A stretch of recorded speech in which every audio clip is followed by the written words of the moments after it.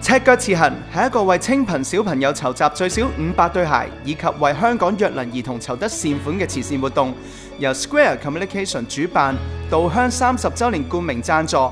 我奶仔將會開展1連6日，喺有限嘅資源下，赤腳走勻香港17區，全程大約180公里嘅旅程。第一日喺我嘅教練 Kelvin Sir 陪同之下，我哋就喺尖沙咀稻香準備出發，順順利利啊！諗住飲啖茶食個包就可以出發㗎啦，點知 Kelvin Sir 居然同我講話有一樣嘢一定要做咗先喎。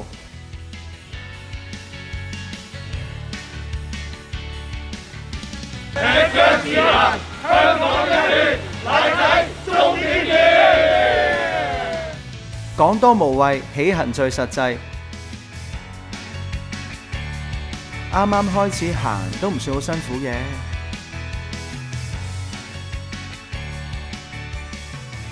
希望咧奶仔今日咧能夠成功行晒呢個路程，終點見啦！首先好高興可以參與奶仔呢個活動啦。今次覺得奶仔呢個活動係非常之有意義。咁奶仔呢段路都唔易行嘅，希望你加油，我哋會全程支持你。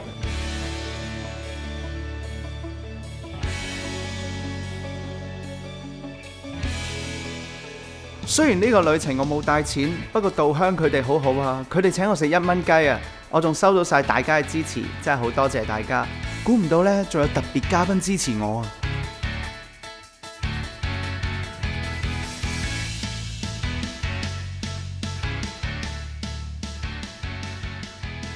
覺得自己好似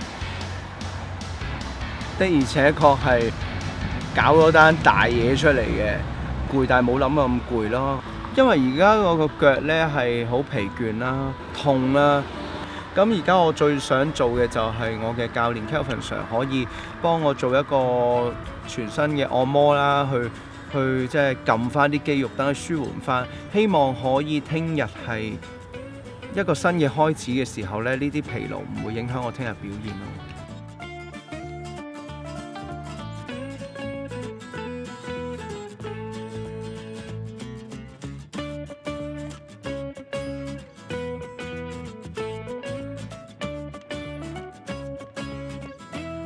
而家我哋嘅路程咧就係由西貢市中心啦，即係第一日嘅終點，就行緊西沙公路去緊馬鞍山。咁呢段路咧，條路況係極度惡劣啦，勁多碎石啊、樹枝啊，同埋今日落雨咧，就加強咗嗰個腳嘅摩擦力。其實而家每一步都係好痛，每一步咧掂落去個皮膚都係痛㗎啦。估唔到呢日會咁大雨喎，去到呢一刻我真係好攰。大家睇下我個樣，完全係黑臉疲勞。我嗰陣時真係好想放棄，喺最辛苦之際，我竟然見到佢喎。痛㗎，你係痛啊？點啊你？唔使講啊，唔使講嘢。人生喺最難過嘅時候，得到家人嘅鼓勵，自然就會有勇氣行落去㗎啦。咁啊，好勁喎，都冇人笑我㗎。得到雪姐嘅支持，我終於行到科學園啦。因為落雨嘅關係，我比起原定要到達嘅時間遲咗好多。好多謝九肚山獅子會每一位嘅支持。我哋仍然都唔會覺得係攰，因為我覺得奶仔比我哋仲攰。如果等待同埋努力會換嚟甜蜜嘅果實，咁今日嘅痛係換嚟一次又一次嘅窩心。早幾年咧，我喺柬埔寨嗰度起咗間學校啦，咁就發現嗰啲小朋友咧冇鞋着，開頭就諗個概念就係籌一啲鞋，然之後等疫情好啲嘅時候拎去柬埔寨俾我學校嗰啲孤兒小朋友啦。咁跟住再諗下就話，咦，會唔會幫到香港嗰啲即係弱智小朋友咧？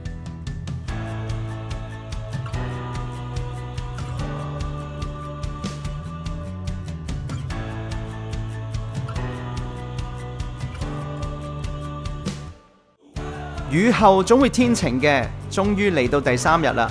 今日嘅天氣呢，總算穩定少少，行嘅路呢都冇咁辛苦啦。我踩單車都係行呢條路嘅，就係青山公路，一直沿住青山公路呢係接駁上水去到元朗。如果我冇記錯，應該係香港最長嘅一條路嚟嘅。開開心心行咗段路，點知又落雨啊！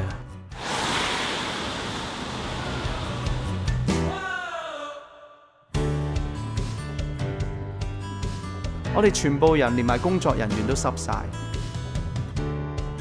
大家睇下，為咗善款，就連所有工作人員都話要陪我頂硬上啊！咁呢個奶仔包呢，就係我哋一班稻香小廚神呢做出嚟送俾奶仔你，為你打氣嘅。唔知道大家會唔會唔中意落雨呢？今日我哋行咗一半嘅青山公路去到黃金海岸，不停都係落雨嘅，但係沿途都有唔同嘅人嚟支持我哋，有街坊啦，有上網睇直播嘅人啦。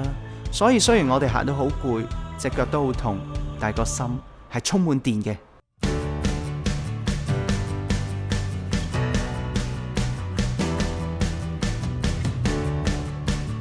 又係一個漫長嘅下雨天啊！不過今日唔同嘅係，大家嘅心情都冇俾雨水擊敗。嚟到深井唔係唔揾個靚位食燒鵝啊！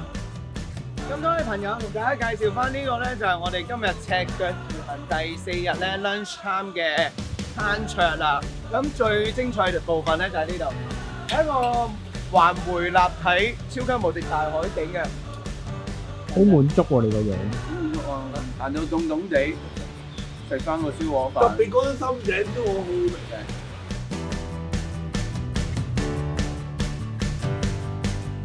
食飽飯之後，我哋行到去荃灣西，康智會嘅老師都嚟到現場為我哋打氣啊！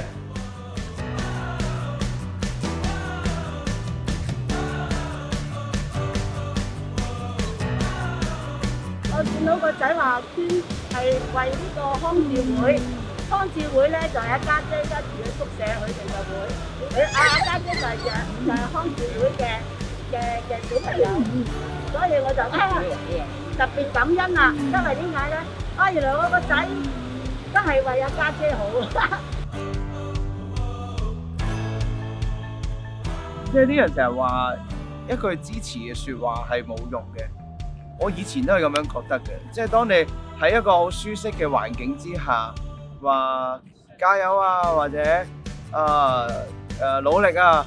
當你好舒服嘅時候咧，或者當你未去到你最攰嘅時候咧，其實呢句係我會覺得好似禮貌咁樣咯。但係原來當你個人真係好攰、好痛嘅時候咧，你會覺得呢啲係真係一啲力量。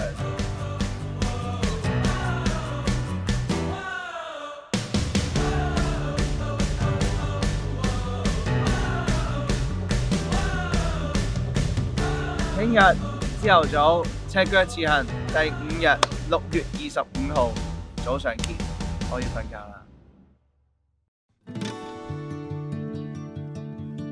起枕嘅過程咧，其實係痛嘅。起完水泡之後咧，你再磨佢咧，佢就會起枕。可能同我合作嘅朋友都會 feel 到我可能唔多唔少，可能都會有啲憤怒嘅情緒啊，或者有陣時有啲好疲累，一疲累嘅時候咧，就修飾唔到自己嘅詞彙啊，咁所以即係都會想同 Kelvin BB 講對唔住嘅。喺頭幾日嘅時候咧，即係可能好攰嘅時候咧，會覺得即係會好似同佢講咗一啲好難聽嘅説話啦。咁但係 Kelvin BB 佢都好好嘅，即係佢每一次咧，佢都會繼續同我包紮隻腳啦。然之後，即係儘管我成日都唔相信佢啦，因為我真係太攰，我唔相信佢。然之後咧，佢都會繼續去鼓勵我啦。佢話我做到嘅。然之後，即係我覺得，即係呢個教練係好好咯。佢教練就一定要俾佢哋即係俾運動員咧更加高一層。咁咧就要即係唔可以動搖，認識咗目標，咁你即係好似衝終點咁樣。我哋知道終點喺前面，未到終點我唔可以放鬆，唔可以停步。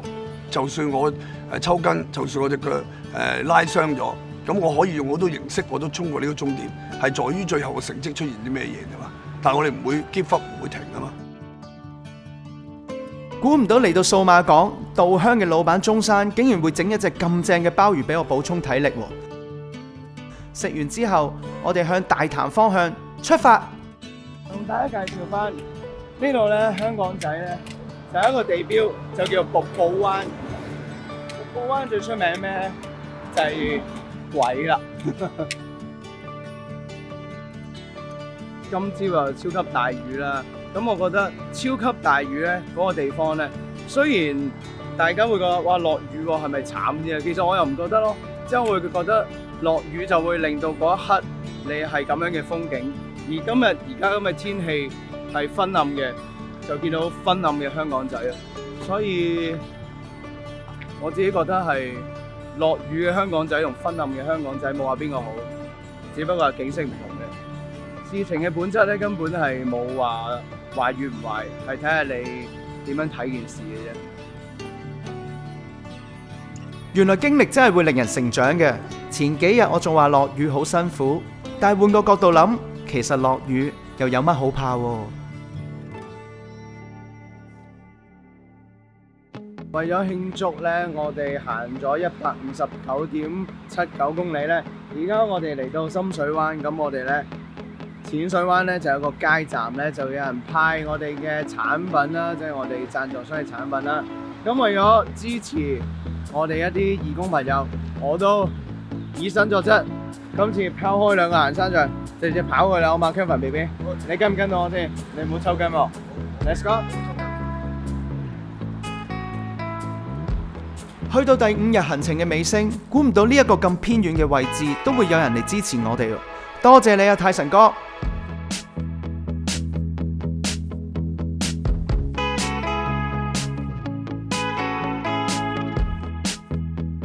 早晨啊，大家住咗香港咁耐，唔知有冇睇過大潭水塘呢片咁美麗嘅風景呢？好靚女嚟喎，真係。繁忙嘅時候咧，見到靚嘅嘢咧，都唔好就咁 miss 咗。好多嘢咧，你過去咗咧，諗住之後再睇咧，其實可能唔同咗，所以要珍惜現在。享受咗一朝早嘅寧靜，我哋又翻到嚟香港島嘅繁忙市區啦。我哋翻嚟繁囂嘅市區，俾呢個社會迷惑咗而家。開始講嘢我都行得慢咗，所以。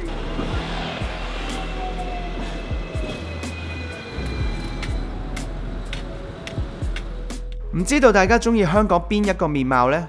對我嚟講，其實最靚嘅就係你哋嘅支持。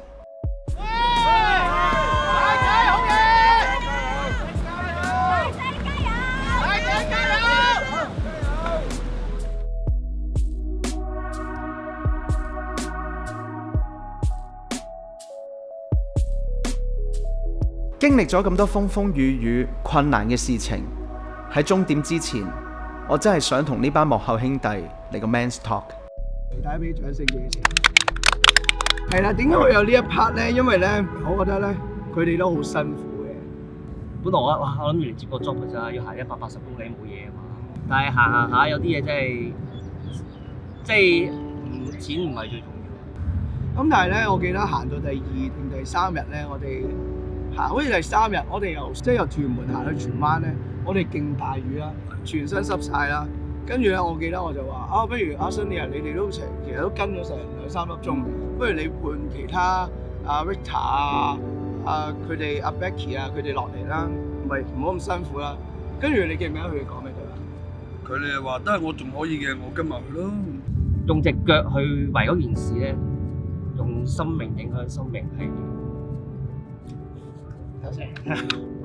sorry， 我都話自己同你行咗6日咧，都正。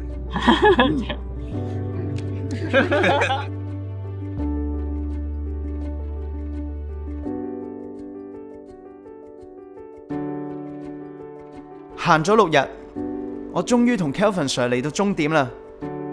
估唔到佢咁感性喎。嚟，奶仔，最後一段路啦，我赤腳同你行埋去。但係你已經好多水泡㗎啦。冇問題嘅。你唔記我哋得一齊終於見嚇。OK，Let's go，行埋去。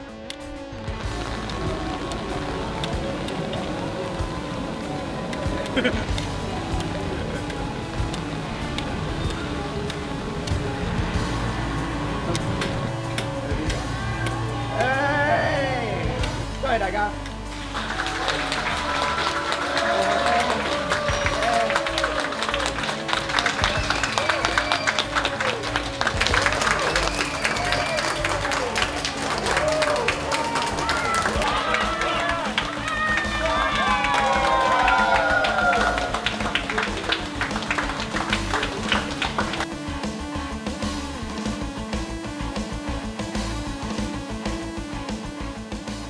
多謝 Kelvin BB、Kelvin Sir。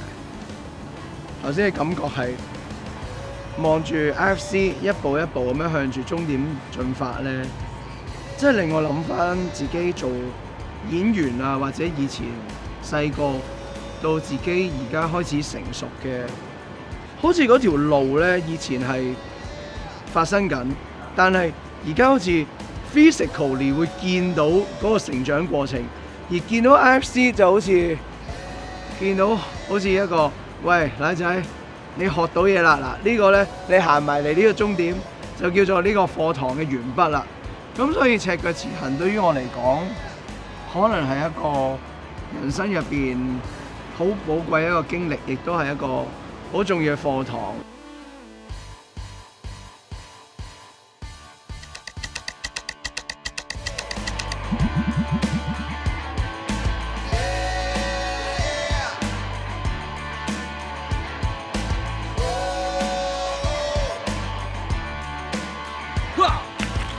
赤腳前行，赤腳前行，赤腳前行，赤腳前行，奶仔加油，奶仔，奶仔，終點見，奶仔，終點見，赤腳前行。